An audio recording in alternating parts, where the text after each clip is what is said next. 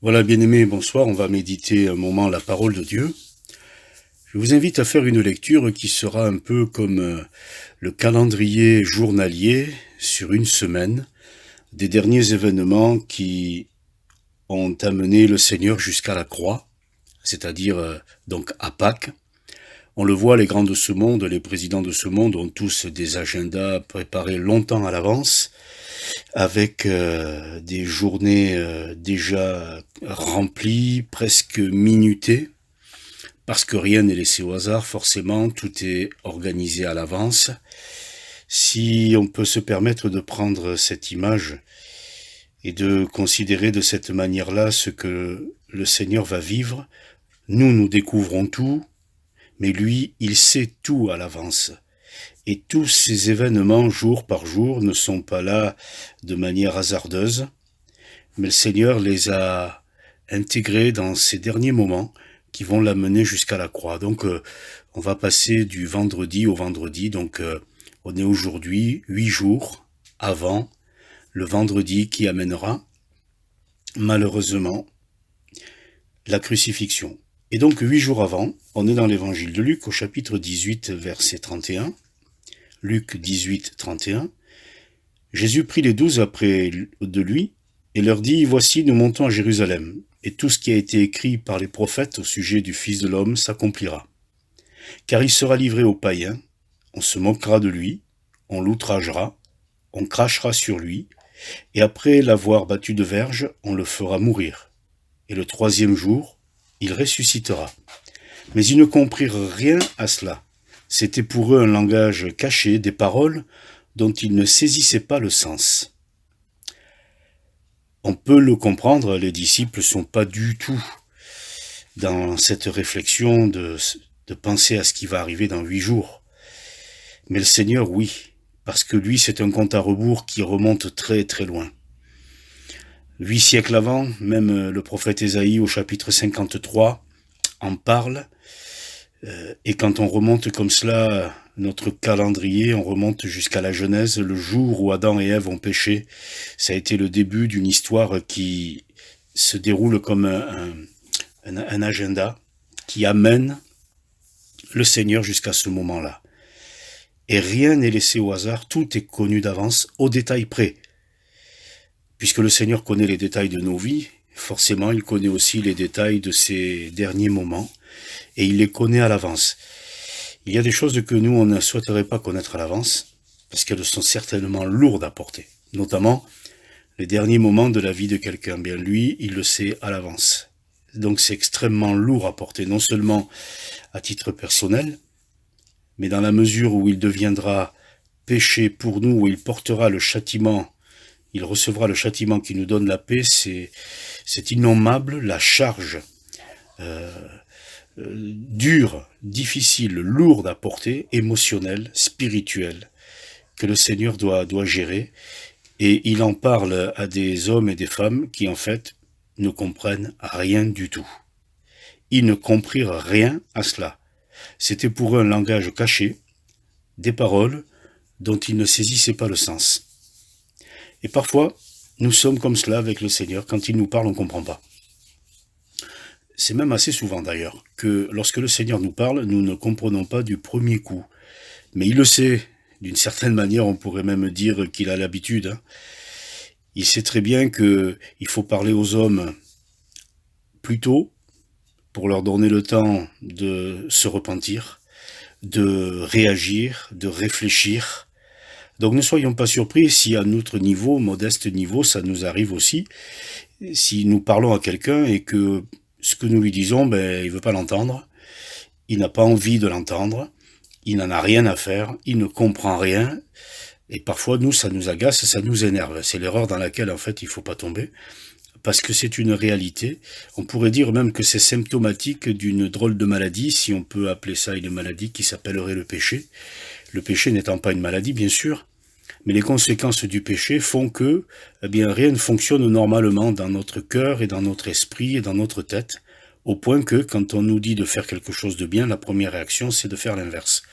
Donc c'est symptomatique quand même d'une pathologie qui n'est pas lié à un virus ou à un microbe, qui est lié à une désobéissance d'ordre spirituel et qui fait que tous les hommes, puisque tous sont pécheurs, tous les hommes fonctionnent de la même manière. Donc, ne vous énervez pas quand, après avoir dit quelque chose à quelqu'un, vous réalisez qu'il n'en a rien à faire, il n'a pas envie de l'entendre, il n'a pas envie de le faire.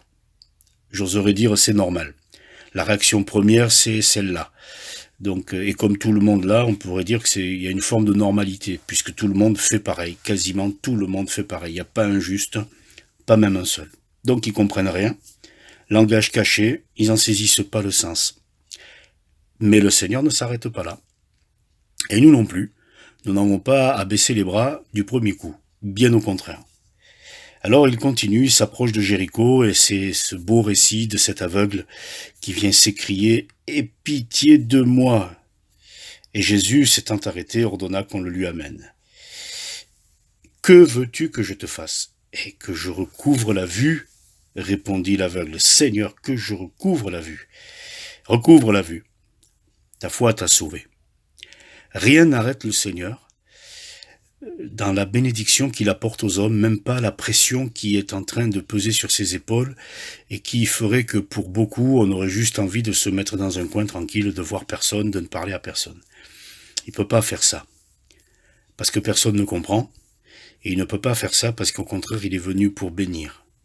Donc, faisons pareil, bénissons. Et si jamais en le faisant, quelqu'un réalise que il est en train de se vider, parce que les autres, en prenant une certaine image, sont en train de vous pomper, mais quelque part, ce qu'il pompe, si c'est de bonnes choses, c'est très bien. Dieu va renouveler, parce que la source, c'est lui. Donc il va faire découler sur nos vies les bénédictions dont nous avons besoin, et les autres aussi. Alors ne soyez pas surpris que Dieu vous bénisse beaucoup. C'est pas uniquement parce qu'il vous aime beaucoup, ça c'est vrai quand même, mais c'est parce qu'il veut aussi bénir les autres. Donc dans la bénédiction, il faut qu'il y en ait pour vous et pour les autres. Voilà. C'est comme cela que les choses se font. Quand Dieu donne à un arbre de porter du fruit, il porte pas 3 pommes. Le pommier est rempli. Ça veut dire quoi? Ça veut dire qu'il y en a pour tout le monde. Et même il y en a pour lui, c'est la même chose pour le figuier, rappelez-vous la parabole. On continue, on est toujours ce jour du vendredi, Jésus rentre dans Jéricho, et là il y a ce beau récit dans Luc chapitre 19 de Zachée, qui entendra cette parole, hâte-toi de descendre, il faut que je demeure aujourd'hui dans ta maison. Et le salut est entré aujourd'hui dans cette maison, parce que celui-ci est aussi un fils d'Abraham. Nous sommes le vendredi en 8 jours avant la crucifixion. Le samedi, on change d'évangile, on va dans l'évangile de Jean, au chapitre 12, 6 jours avant la Pâque. Jésus arriva à Béthanie où était Lazare, qu'il avait ressuscité des morts. Et là, il y a une précision dans le récit, c'est que le Seigneur a ressuscité des morts plusieurs jours avant la crucifixion, un homme qui était déjà dans le tombeau depuis 4 jours et qui sentait déjà. Démonstration pour tout le monde que lorsqu'il donnerait sa vie sur la croix, c'est pas parce qu'on la lui prendrait, puisqu'il est plus fort que la mort. C'est parce qu'il la donnerait. Et je peux peut-être essayer de me mettre à la place de Lazare. Où était-il 8 jours plus tard, ce vendredi, lorsque le Seigneur qui l'a ressuscité des morts est en train de lui-même maintenant de donner sa vie et va être placé dans le tombeau. Certainement que dans la vie et dans le cœur de Lazare, il y avait des pensées qui étaient troublées. Et peut-être qu'il se disait lui-même et qu'il le disait aux autres, mais c'est pas possible. Il y a quelque chose qui n'est pas cohérent là. Il est plus fort que la mort. Il m'a ressuscité des morts et maintenant il meurt. Qu'est-ce qui se passe? Explique-nous, Seigneur. Et le Seigneur explique à tous ceux qui regardent la croix avec un cœur honnête, avec des yeux attentifs, avec une ouverture d'esprit, eh bien, le Seigneur va leur révéler qu'à la croix, c'est pas le monde qui prend le dessus, c'est lui qui donne sa vie pour le monde. Nous arrivons au dimanche, on revient dans l'évangile de Luc, au chapitre 19, et au verset 29, Lorsqu'il approcha de Bethphagée et de Béthanie, vers la montagne appelée des Oliviers, Jésus envoya 2 de ses disciples en disant « Allez au village qui est en face, et quand vous y serez entrés, vous trouverez un ânon attaché sur lequel aucun homme ne s'est jamais assis. Détachez-le, amenez-le. Si quelqu'un vous demande pourquoi le détachez-vous, vous lui répondrez « Le Seigneur en a besoin ». Et je trouve cette histoire qui est magnifique, qui est belle, dans ce sens où tout est précis. Il n'y a pas que dans la vie des grands de ce monde où tout est précis, où à l'heure indiquée, il faut qu'il y ait l'avion, il faut qu'il y ait la voiture. Eh bien là, si on peut garder cette idée, le jour indiqué, à l'heure indiquée, à l'endroit indiqué, il y a le petit ânon qui est là, comme c'était écrit, avec une particularité sur laquelle aucun homme ne s'est jamais assis. Pourquoi est-ce que cette précision est donnée? Simplement pour dire qu'il y a des choses qui sont que pour le Seigneur et d'abord pour lui. Et ce petit ânon, eh bien, Dieu a veillé à ce qu'il n'ait jamais porté personne d'autre que son Fils. Trop de fois dans nos vies, sans nous comparer à être un petit ânon, trop de fois dans nos vies, nous n'avons pas su donner au Seigneur la première place. C'est cela qu'il y a dans cette situation qui ressort. Il est le premier. Il n'est pas le second, il n'est pas le dernier, il est le premier. Et là, il y a une vérité majeure dont nous avons besoin de prendre conscience, c'est parce que pour lui, nous sommes aussi les premiers. Il nous a aimés, le premier. Il nous a ressuscités en donnant son Fils à notre place.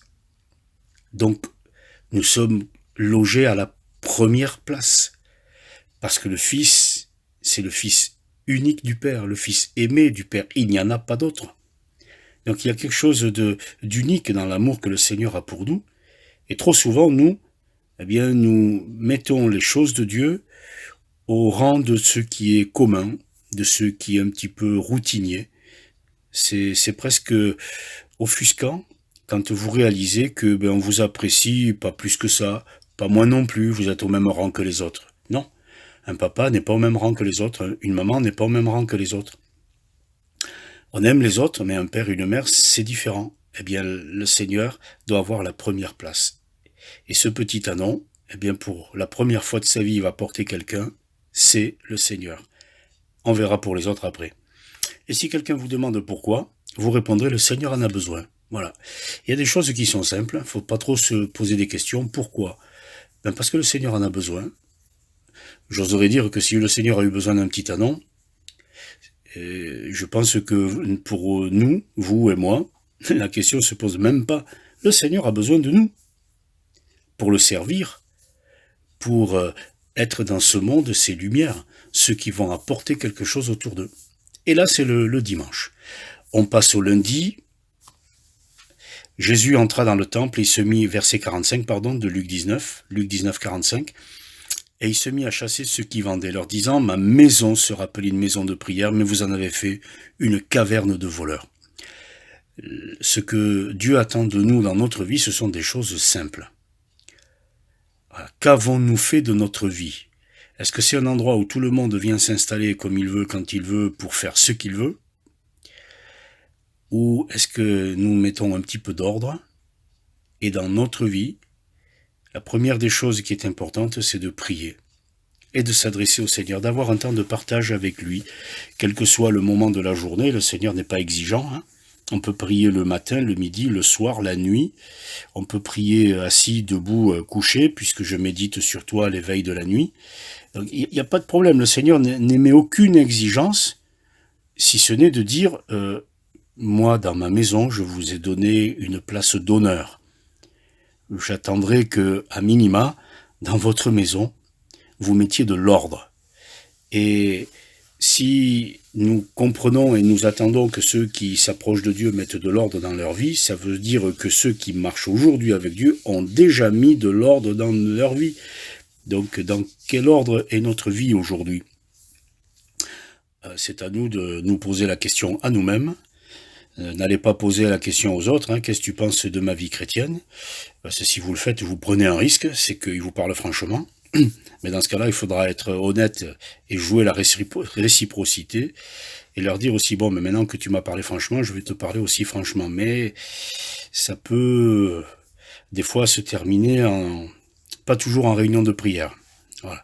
Donc ne posez pas certaines questions aux autres, posez-les-vous à vous-même devant la glace, c'est-à-dire devant la parole de Dieu. Mais vous en avez fait une caverne de voleurs.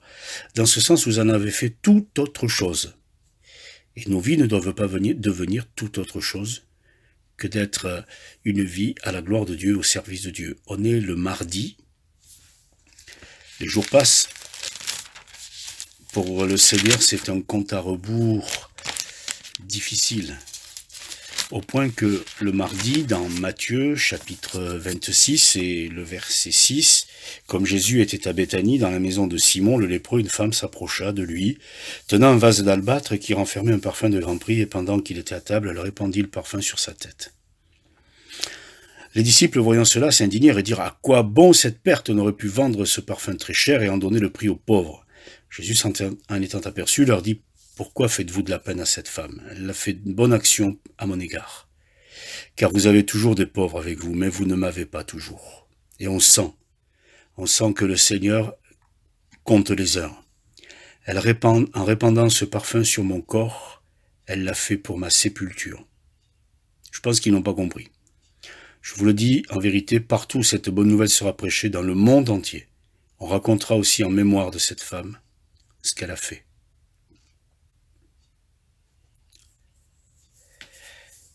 Il y a des moments difficiles quand on sent arriver le moment du départ.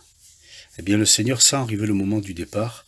On est mardi et il sait déjà que vendredi, tout sera terminé. Ça doit être lourd, comme je l'ai déjà dit, à porter. Et quand cette femme répand ce parfum, lui, il sait très bien que c'est comme l'onction du Père qui, par le Saint-Esprit, certainement inspire cette femme qui, elle, n'est au courant de rien, mais vient répandre ce bon parfum sur le corps de Jésus. Pour elle, c'est le Messie. Mais au-delà de son geste, c'est le Père qui veut bénir son Fils. Et au-delà de tout, c'est Dieu qui veut toujours nous bénir, répandre sur nos vies un parfum d'une bonne odeur, même dans les moments les plus difficiles, l'onction de la bénédiction. Mais à ce moment-là, les choses se compliquent, le Seigneur va être trahi, et Judas va chercher une occasion de le livrer. Voilà. Nous sommes un peu plus loin. Le lendemain, Judas dira « Que voulez-vous me donner et je vous le livrerai ?» Et il lui payèrent 30 pièces d'argent. Et depuis ce moment, il cherchait une occasion favorable pour livrer Jésus. Il y aura toujours quelqu'un de mal intentionné. La preuve en est.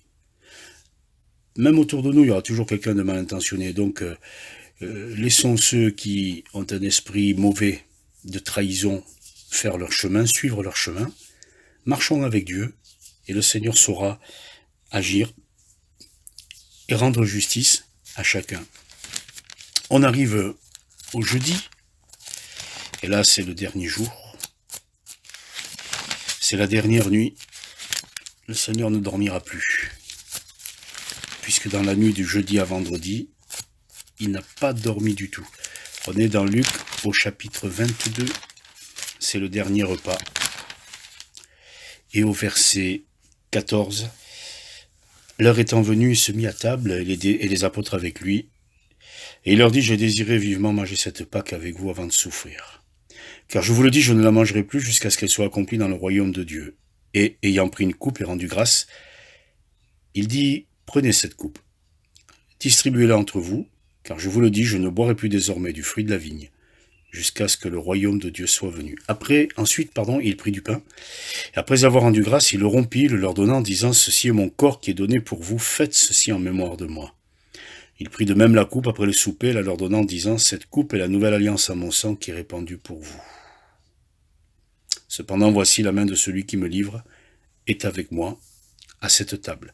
Le Fils de l'homme s'en va selon ce qui est déterminé, mais malheur à l'homme par qui il est livré. » C'est le dernier repas. Il y a des repas heureux, il y a des repas où on sent que l'ambiance est lourde. Et là, on va pas parler d'ambiance, on va parler d'un état, un état d'esprit, un état de cœur, c'est lourd. Mais en même temps, le Seigneur dit, j'ai désiré vivement manger cette Pâque avec vous.